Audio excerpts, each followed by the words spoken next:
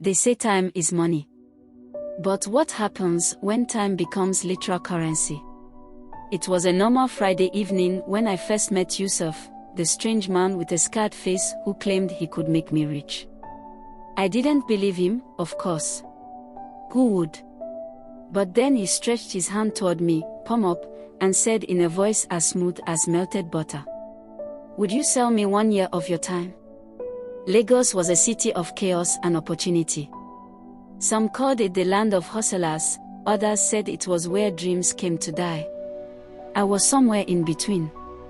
With a job that barely paid minimum wage and a room in a crumbling face-me-I-face-you apartment in Suralere, I wasn't thriving.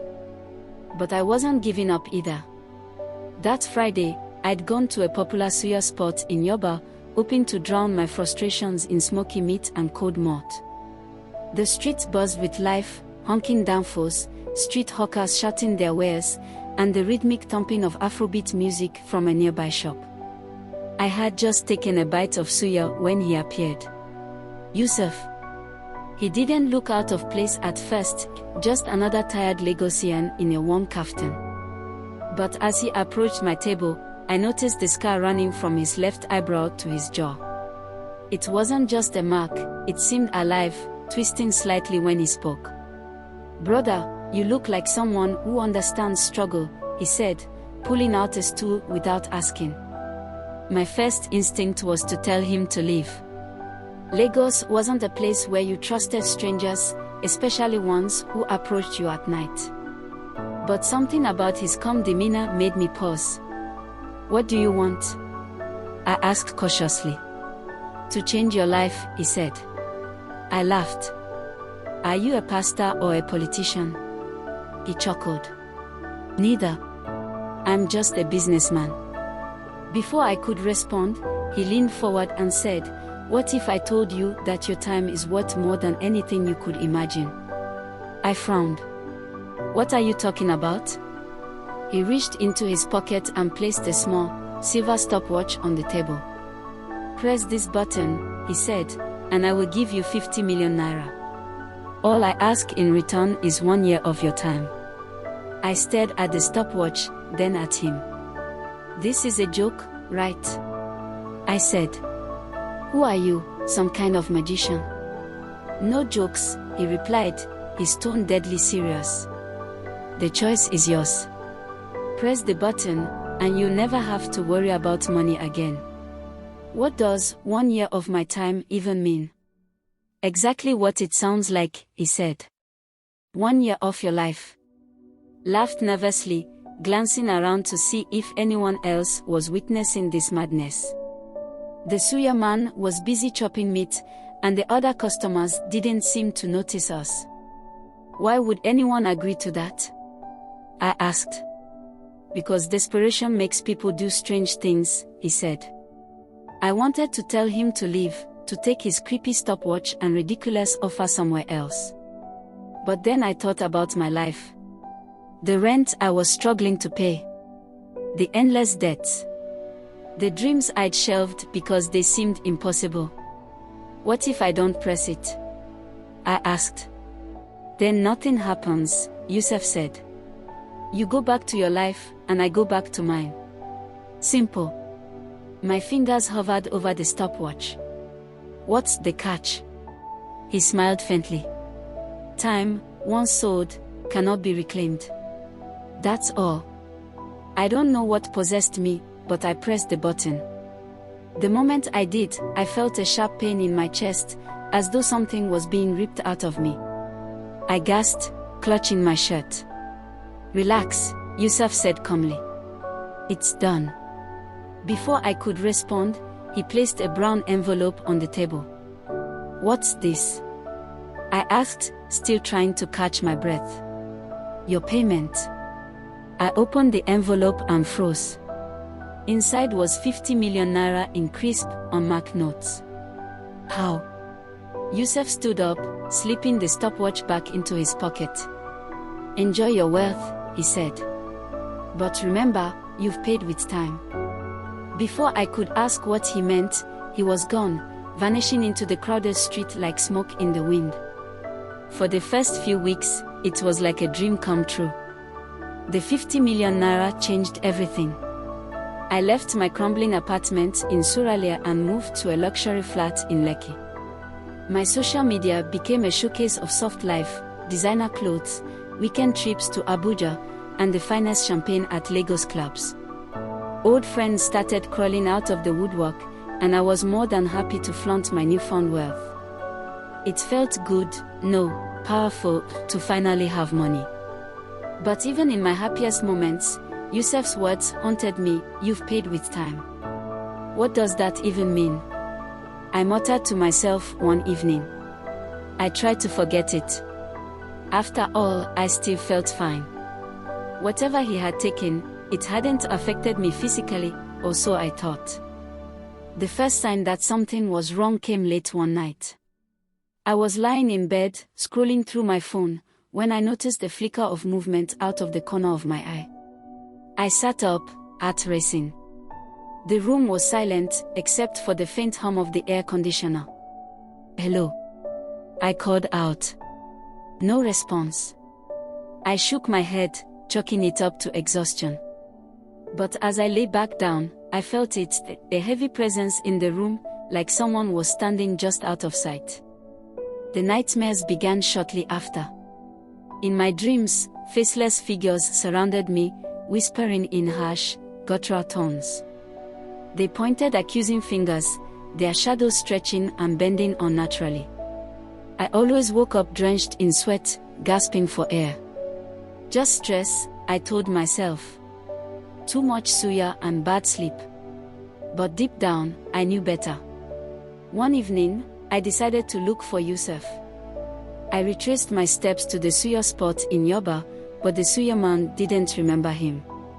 I asked around, describing Yusuf's scarred face and dark kaftan, but no one had seen him. "Maybe he's a spirit," an old woman selling roasted corn said, crossing herself. I laughed nervously, but her words stuck with me. The next day, I visited a church in Ikeja.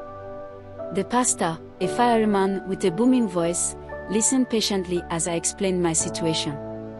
"You have made a deal with forces beyond your understanding," he said gravely. "You must pray and fast to break their hold over you." I spent 3 days fasting and praying, but the shadows didn't go away. 2 months after the deal, Yusuf reappeared. I was sitting on the balcony of my Lekki flat, sipping wine, when I saw him standing on the street below. He didn't wave or call out, he just stood there, staring up at me. A chill ran down my spine. I went downstairs, but by the time I reached the street, he was gone. In his place, I found a folded piece of paper. It read, "Time is running out." I crumpled the paper and threw it away. By the 3rd month, I couldn't ignore the signs anymore. My hair started thinning. My once healthy skin grew pale and dull. I felt weaker with each passing day, as though something was draining me from the inside. I went to a doctor in Victoria Island, hoping for an explanation. After running tests, he frowned and said, "There's nothing physically wrong with you, but you seem older than your age." "Older?" "Yes. Your body is aging faster than normal." I stared at him, my mouth dry. "Is it reversible?" I asked. He shook his head. I tried everything, medicine, prayers, even a visit to a renowned herbalist in Ibadan. Nothing worked. Finally, one night, Yusuf appeared in my living room. "How did you get in here?" I shouted, grabbing a kitchen knife. He smirked, unbothered by the weapon. "Have you enjoyed your wealth?" he asked. "What are you doing to me?" I demanded. "You made a deal," he said calmly. "And now, the payment is due." "What payment?" "You said 1 year." "Yes," he said, stepping closer. "But time has a way of compounding." I felt the air leave my lungs. "What do you mean?" "Every second you spend enjoying the money costs you more time. That's the price of greed. Take it back." I begged. "Take the money, take everything, just give me my time back." Yusuf shook his head. Time, once spent, cannot be reclaimed. Then what do you want? He smiled, his scar stretching ominously. Another deal. Give me 1 more year, and I'll stop the drain, for now. I hesitated, the shadows in the corners of the room growing darker. Do it, or face them, he said, gesturing to the figures now materializing in the shadows. Desperate, I pressed the stopwatch again. After pressing the stopwatch a second time, the room went silent. The shadows faded back into the corners, their whispers dissolving into nothingness. Yusuf smiled faintly, his scar twisting as he nodded approvingly. It's done, he said, slipping the stopwatch into his pocket. Before I could respond, he vanished. At first, I felt relief. The sense of imminent doom was gone, and for a moment, I thought I had escaped. But as I stared at my trembling hands, I realized something had changed. My fingers looked thinner, almost skeletal. I ran to the bathroom mirror, and my heart sank. The face staring back at me was older, maybe by 10 years. Dark circles framed my sunken eyes, and streaks of gray lined my hair. What have I done? I whispered, my voice cracking. The weeks that followed were a blur. My once vibrant social life began to crumble as friends and acquaintances noticed my rapid aging. They asked questions I couldn't answer, and soon, they stopped coming around altogether. Even those who stayed began treating me differently. At a party in Banana Island, a former colleague pulled me aside. Kunle, are you okay? He asked, concern etched on his face. You don't look well. I'm fine, I lied, forcing a smile. But I wasn't fine. The money that had once brought me joy now felt like a curse. Every time I spent a naira, I couldn't help but wonder how much more time it was costing me. One evening, as I sat alone in my flat, nursing a glass of whiskey, the security guard called to inform me that someone was at the gate asking for me. Who is it? I asked. He said his name is Yusuf. My blood ran cold. Tell him I'm not home. I shouted, my voice trembling. But the guard hesitated. Oga, he said you'll regret it if you don't see him. I hung up, pacing the room. Moments later, there was a knock at my door. I opened it cautiously, and there he was, Yusuf, his scarred face as calm and unreadable as ever. May I come in? He asked. I wanted to slam the door in his face, but something in his eyes stopped me. Fine, I said, stepping aside. Yusuf walked in, his movements unhurried, as if he owned the place. You don't look happy, he said, sitting down uninvited. You think? I snapped. Look at me. I look like I'm 50 years old. You've made poor choices, he said bluntly. Poor choices. I laughed bitterly. You tricked me into selling my life. No one tricked you, he replied. I made an offer, and you accepted. Twice. I clenched my fist, anger boiling inside me. What do you want now? He leaned forward, his expression unreadable. I came to offer you a way out. Yusuf placed the stopwatch on the table between us. This is your last chance, he said. Press the button one more time, and I'll return everything you've lost. Your youth, your health, your time. All of it. I stared at him, my heart pounding. What's the catch? He smiled, his scar twisting ominously. This time, the price is 5 years. 5 years. I shouted, jumping to my feet. Are you insane? Think about it, he said calmly. You're already dying. At least this way, you have your life back, for a while. I paced the room, my mind racing. Could I really trust him? What if this was another trap? But what choice did I have? My body was failing, my life unraveling. If I didn't act, I would lose everything anyway. Fine, I said finally, sitting back down. I'll do it. Yusuf handed me the stopwatch. Press it when you're ready. As soon as I pressed the button, a surge of energy coursed through me. The gray in my hair disappeared, and my skin grew firm and youthful again. I ran to the mirror, barely recognizing the vibrant man staring back at me. It worked, I whispered, tears streaming down my face. It actually worked. Yusuf stood in the doorway, watching me with a faint smile. Enjoy it while it lasts. Before I could respond, he vanished. For a while, life returned to normal, or as normal as it could be. I looked and felt young again, and for the first time in months, I allowed myself to hope. But the hope didn't last. I began noticing subtle changes, a stiffness in my joints, a faint tremor in my hands. At first, I ignored them, but they grew worse with each passing day. By the end of the month, I realized the truth: Yusuf hadn't restored my time. He'd only delayed the inevitable. Desperate for answers, I started searching for Yusuf again. I visited the suya spot, churches, mosques, even local herbalists, but no one had seen him. One night, I dreamt of the shadows again. They whispered my name, their voices filled with malice.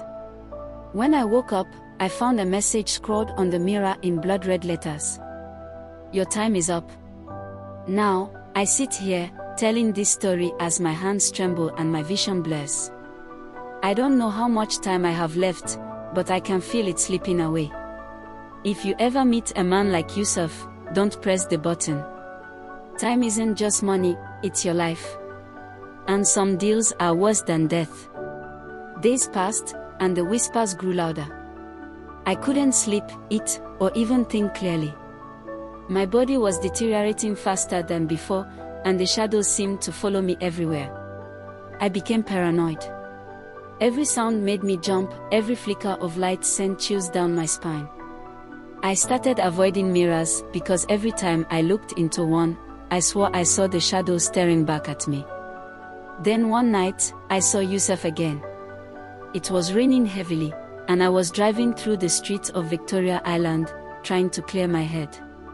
Out of nowhere, he appeared on the sidewalk, standing completely still despite the pouring rain. I slammed on the brakes, nearly causing an accident. You! I screamed, stepping out of the car. Yusuf didn't move. What do you want from me? I shouted, my voice cracking. Haven't you taken enough? He tilted his head slightly, a faint smile playing on his lips. You still don't understand, do you? He said, his voice barely audible over the rain. Understand what? That time is not yours to keep, he said. It was never yours. Before I could respond, he turned and walked away, disappearing into the shadows. Desperate for answers, I sought out a renowned spiritualist in Ibadan, an elderly woman named Momangechi. Her name was whispered in hushed tones across the city, and people said she had connections to the spirit world. Her compound was deep in the forest, far from civilization. When I arrived, she was sitting on a wooden stool, grinding herbs in a mortar. You carry a heavy burden, she said without looking up. I froze. How do you know? The spirits told me, she replied. I explained everything to her, the stopwatch, Yusuf, and the deal. When I finished, she sighed deeply and shook her head. You have made a grave mistake, she said. The man you met is not human. He is a time collector, a being that thrives on stolen years. Can you help me? I asked, my voice trembling. She stared at me for a long moment before saying, there is a way, but it comes at a price. Mama Nkechi explained that to sever my connection with Yusuf, I would need to perform a dangerous ritual. You must confront him in his realm, she said. But be warned, once you enter, there is no guarantee you will return. I didn't hesitate. I'll do it. That night, under a full moon, Mama Nkechi prepared the ritual. She drew intricate symbols on the ground and placed a bowl of blood-red liquid in the center. Drink, she commanded. I hesitated for a moment before lifting the bowl to my lips.